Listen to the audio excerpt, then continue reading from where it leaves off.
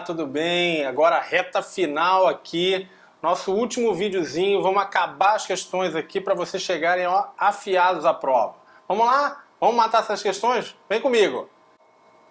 Próxima questão aqui, questão 27, Ministério da Fazenda, ata 2014. São atribuições principais de uma ouvidoria pública, exceto... Vamos lá, mais uma vez aqui, questão A incorreta. Vamos lá, letra A. Concretização dos preceitos constitucionais que regem a administração pública. B. Preservação da administração. C. Reparação do dano. D. Indução de mudança. E. Promoção da democracia. Pessoal, estamos aqui obviamente tratando da ouvidoria pública, que é realmente algo que vem crescendo, né? A utilização de ouvidorias pelo setor público. E o que não tem a ver, digamos assim, com a ouvidoria pública aqui? Essa nossa letra B aqui, preservação da administração, tá? Que é o gabarito da banca. Obviamente, uma ouvidoria pública, o objetivo dela não é preservar, ou seja, defender o lado da administração. A ideia é exatamente ela ser um canal de comunicação ali com a sociedade, que as pessoas possam tirar suas dúvidas, fazer suas reclamações, fazer pedidos. Então, assim, obviamente, tem a ver com concretização dos preceitos condicionais, que com certeza. Reparação de um dano eventual que aquele usuário tenha tido, com certeza. Indução de mudança, por quê? Porque ela serve como um canal de comunicação, um canal ali da sociedade fazendo suas reclamações, fazendo seus pedidos e, obviamente, também promoção da democracia, ok. O único que não tem nada a ver é esse preservação da administração, não é para isso que serve uma ouvidoria pública, ou pelo menos não é para isso que deveria servir, tá? Então vamos lá, vamos para a nossa próxima questão, essa questãozinha aqui bem tranquila. Questão número 28, concurso aqui de APO também 2015 no Ministério do Planejamento.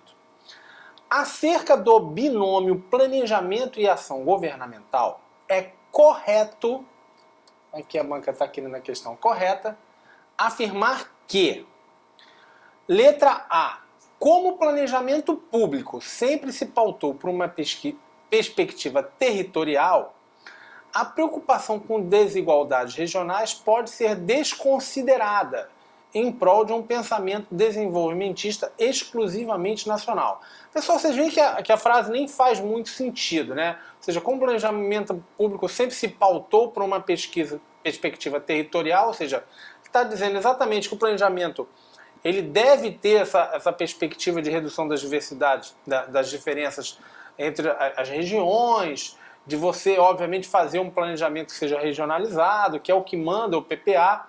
Então, obviamente, essas desigualdades regionais elas não podem ser desconsideradas. Tá? Esse é o erro, porque o PPA deve sim ser regionalizado, então não é essa a nossa alternativa.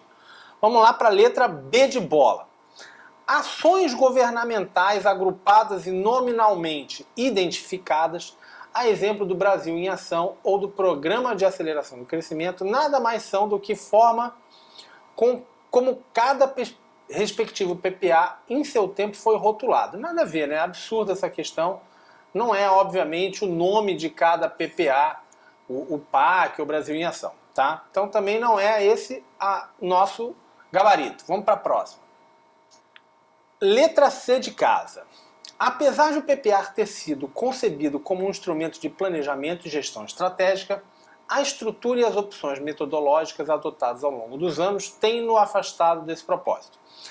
Isso é uma crítica que tem muito comum ao PPA. E esse texto essa questão aqui foi retirada do artigo, que faz exatamente essa análise, ou seja, que o PPA ele foi feito como um instrumento onde os políticos, o poder, quem manda, digamos assim, no governo, teria como planejar aquelas suas ações, aquele mandato, e isso obviamente seria algo a ser discutido com a sociedade e tal, mas que ele não tem sido feito dessa forma, ou seja, que ele não tem servido para isso. E acaba que como ele tem uma metodologia muito rígida, os políticos meio que não discutem muito, ficam ações muito genéricas e que aquilo ali não tem servido como um instrumento de planejamento e gestão estratégica do gasto. Tá? Então, que realmente tem sido um instrumento mais voltado para dentro, digamos assim, mais a burocracia, o corpo burocrático ali que se preocupa em formatá-lo, em cuidar ali daquelas ações e tal, mas que isso não tem sido objeto de muita... o corpo político, os agentes políticos não dão muita importância a ele, não é realmente algo que tem servido ao propósito que foi criado. Então, é o correto e é o nosso gabarito. Vamos para as outras aqui. Letra D. O conjunto formado pela LOA, pela LDO e pelo PPA contempla um planejamento de ações governamentais adequado à visão estratégica de longo prazo da nação. Como a gente acabou de ver na letra C, obviamente a letra D está incorreta porque não está adequado, ou seja, ele não está servindo para isso, para o que se espera do PPA. Se você um dia for trabalhar na Esplanada, no governo federal, você vai ver, e nos governos estaduais imagino que não seja muito diferente, que o PPA acaba que as pessoas que estão realmente na ponta, ou seja, o gestor ali, por exemplo, no Ministério da Saúde, no Ministério da Justiça, ele não tem ali o PPA, não é aquilo ali, não faz parte do mundo dele, é algo que ele se preocupa de vez em quando, eu tenho que mandar minha ação para o PPA, é algo que o cara vai ali, ele vê lá o que ele já foi feito, joga um valor um pouco para frente, mas não é um instrumento que tem sido utilizado de modo para gerir os órgãos públicos, gerir as ações em grande parte, ou seja, ele é um instrumento que está muito mais no papel do que no dia a dia dos gestores públicos. Letra E. O caráter eminentemente técnico do planejamento requer o compromisso do estamento político na fase de concepção, porém o dispensa quando da execução haja vista caber apenas à burocracia implementá-lo. Pessoal, essa questão aqui, obviamente, ela tá incorreta, primeiro porque ele, obviamente, não tem um caráter só técnico, ele deveria ter um caráter político também, afinal, na hora que você define ali onde você vai, quais são as suas prioridades de governo, onde você vai gastar, quais são os programas que você vai dar mais atenção, aquilo ali não deixa de ser uma decisão política. Ou seja, existe obviamente o aspecto político, o caráter político no PPA e tem que ter mesmo, é óbvio. E obviamente aqui não cabe também só a burocracia implementar. Isso é uma discussão antiga que se tem em políticas públicas de que essa ideia de que você tem um ator político ali que toma todas as decisões e que a burocracia só serve para executar aquilo que foi decidido, isso funciona na teoria, mas na prática as coisas não são assim. Ou seja, que o corpo burocrático também, digamos assim, influencia nas decisões e também tem poder de influência. Tá? Então também não é nosso gabarito. Então o nosso gabarito realmente é a letra C de casa, que é a alternativa correta. Vamos para a próxima. Última questãozinha aqui, questão 29. Ministério do Trabalho e Emprego, Auditor Fiscal do Trabalho, 2010. Sobre o ciclo de gestão do governo federal, é correto, então vamos lá, questão correta, afirmar. Letra A. Por razões de interesse público, é facultado ao Congresso Nacional a inclusão no projeto de lei orçamentária anual de programação de despesa incompatível com o plano plurianual. Tá? Isso aqui, obviamente, está incorreto. Por quê? Porque as despesas devem sim estar compatíveis com o PPA. Tá? Elas devem estar compatíveis com o PPA. Letra B de bola. A iniciativa das leis de orçamento anual do Legislativo e do Judiciário é competência privativa dos chefes dos respectivos poderes. Aqui está errado porque é competência, lei de iniciativa do Poder Executivo, tá? E não de cada um dos poderes. Tá? A LOA, ela é uma lei que ela parte do Poder Executivo, ela consolida, obviamente, os dados dos outros poderes. Letra C.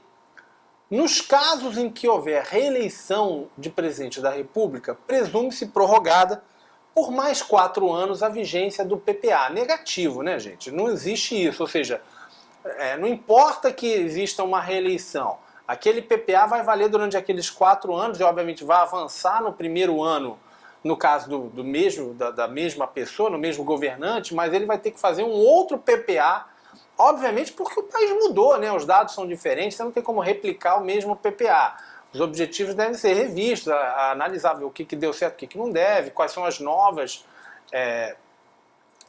prioridades e por aí vai. Não simplesmente você fazer um copiar-colar e repetir o PPA antigo. Tá? Então vamos lá para a letra D. Letra D. A execução da lei orçamentária anual possui caráter impositivo para as áreas de defesa, diplomacia e fiscalização.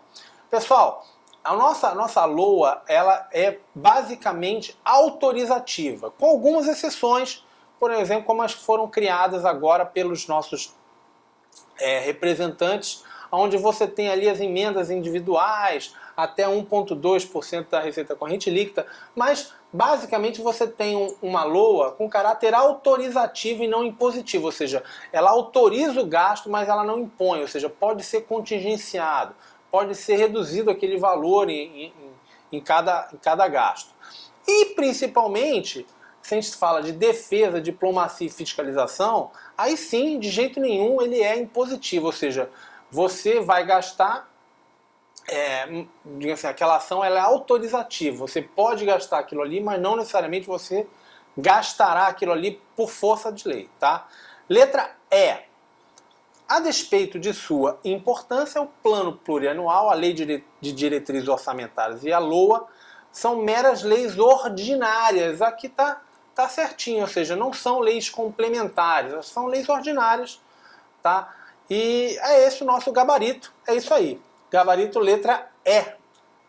Pois é, pessoal, foram várias questões da ESAF que a gente trabalhou. Tenho certeza que vocês agora estão mais espertos, têm noção do que normalmente a ESAF está trazendo. Vão com calma, cheguem tranquilos, respirem bastante, deem o melhor e eu tenho certeza que vocês vão atingir o objetivo de vocês. Um abraço e sucesso. Tchau, tchau.